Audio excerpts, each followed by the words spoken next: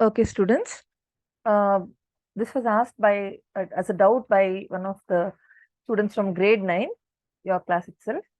So I'll just be trying to help you solve this problem. Let's see. Okay. As I understand, it is taken from Selena book.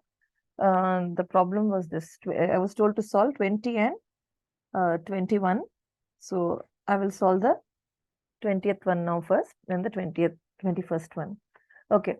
So this is the data that is given here. If you look back at the question, it says, use the information given below to in the following diagram to find the values of x, y, and z.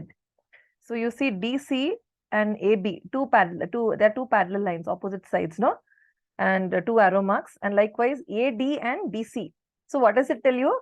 That two pairs of opposite sides are parallel. If two pairs of opposite sides are parallel, it means that quadrilateral given is a parallelogram. Therefore, we infer that ABCD is a parallelogram because DC is parallel to AB. That is, one pair is parallel. One more pair is parallel, because only if one pair is parallel, what did I tell you? It will be a trapezium. But one pair is parallel, then AD is parallel to BC.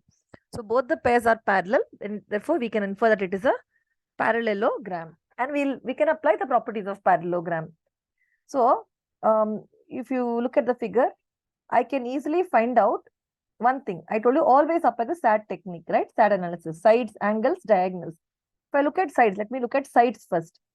DC is not only parallel to AB in a parallelogram, it will also be, since it's a parallelogram, DC will also be equal to AB.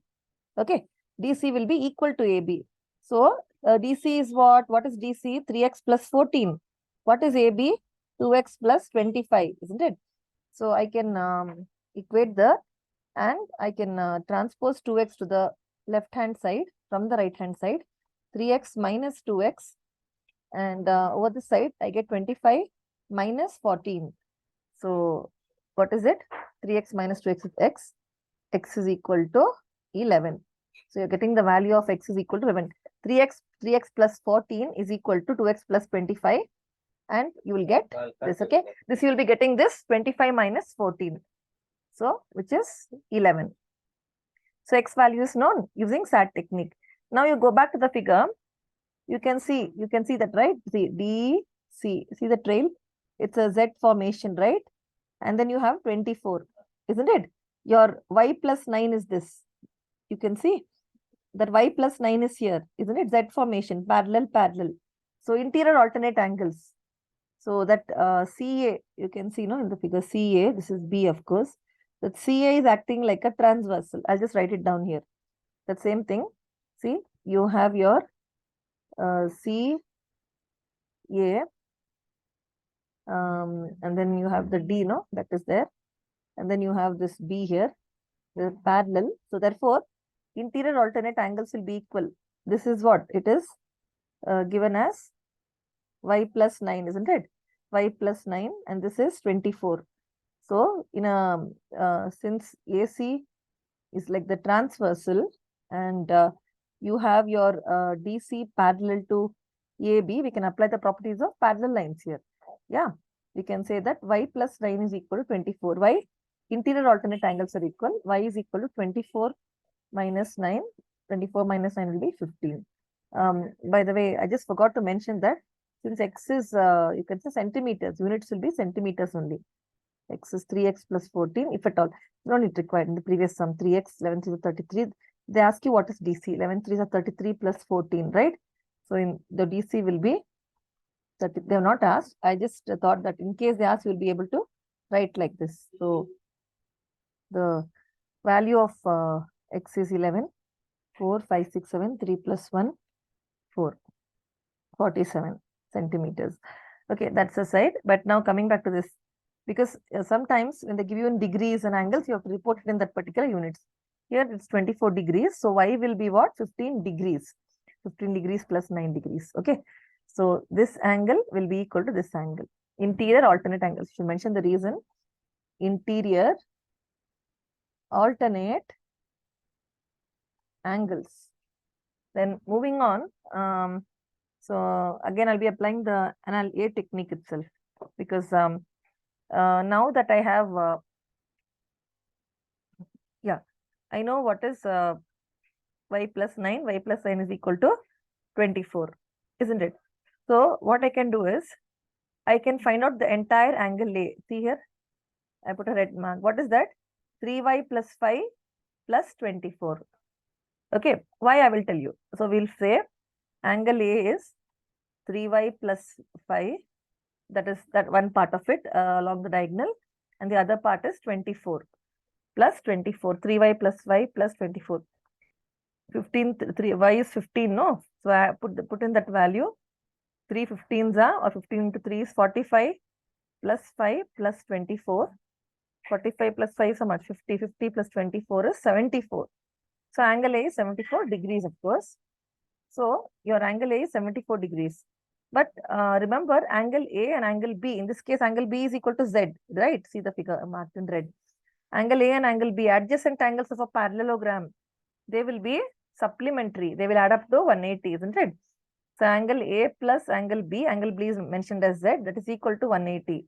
Now that I know my angle A, you can say 74 plus Z is 180.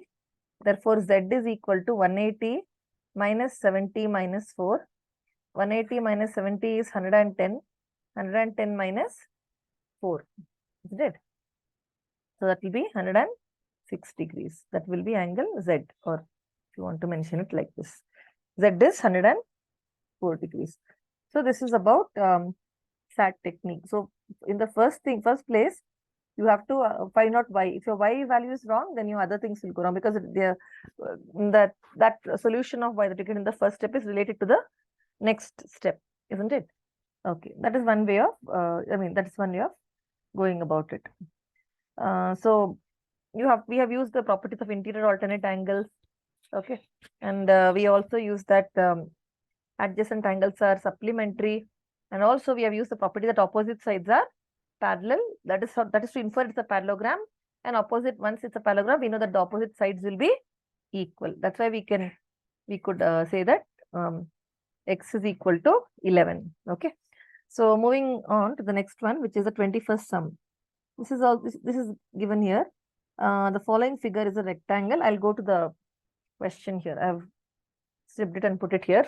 The following figure is a rectangle, the 21st sum from the textbook, in which x is to y is 3 is to 7. Find the values of x and y. So it's a rectangle, isn't it? Obviously, it's a rectangle, vertex angles will be equal.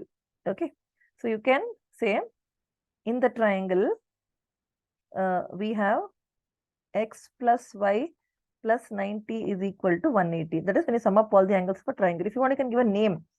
You can A, B, C, D, and maybe this is some E in the triangle ABE equal to 180.